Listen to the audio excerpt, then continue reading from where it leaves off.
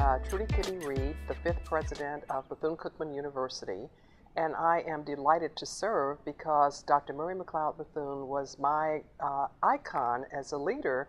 When I was a young girl, we had what was then 1 week called Negro History Week.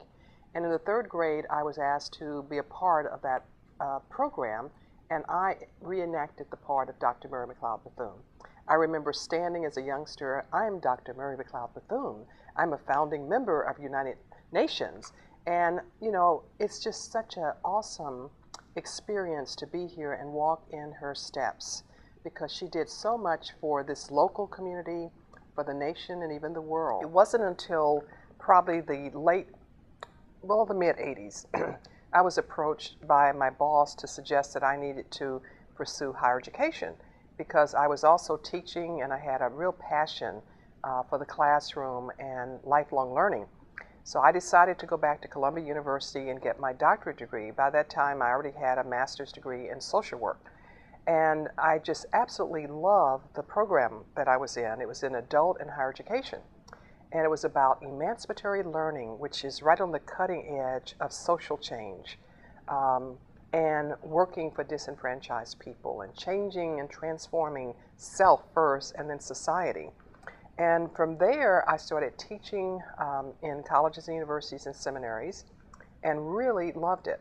So I applied for a position at Columbia College in South Carolina, and the president said I was overqualified for the position I applied for and asked me to be in charge of the Women's Leadership Institute.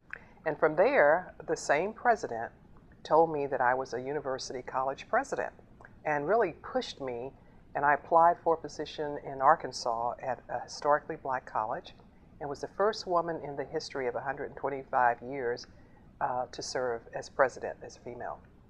And from there, I came here because of my track record. It is really amazing that I arrived as the 5th president, the 2nd woman to serve after Dr. Bethune, the founder, at exactly 100 years. And we had my inauguration to coincide with the unveiling of her bronze statue.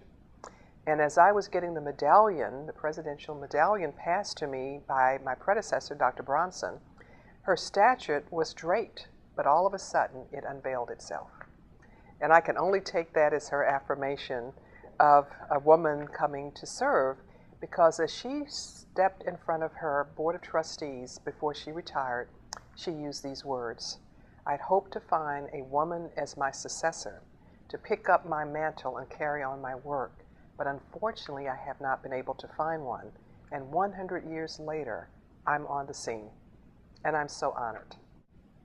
I got goosebumps right I now. know. I had to tell that story.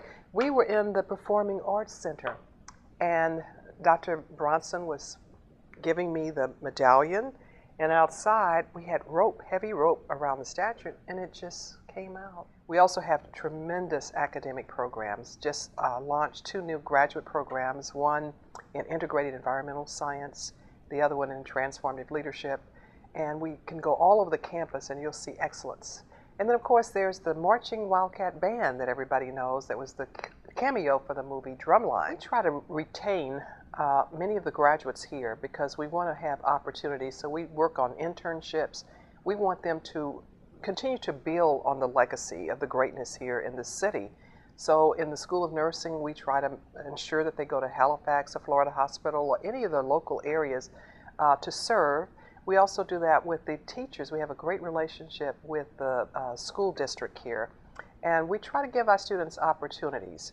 So we are excited that so many of them will come and fall in love with Daytona Beach, and you see them all over the community. They will want to stay here. I love Daytona Beach. It is a wonderful community. It is a paradise for people in search of a cohesive community. Great beaches, great fun, just very exciting. And to be in an area where there are other colleges and universities, we were able to bond and to share so much together, and it's just enriched by these learning academies. And then to be the president of the great, I did give it the name, the great Bethune Cookman University, is such an honor. We are known all over the world for civic engagement. Our founder brought a motto, enter to learn, depart to serve.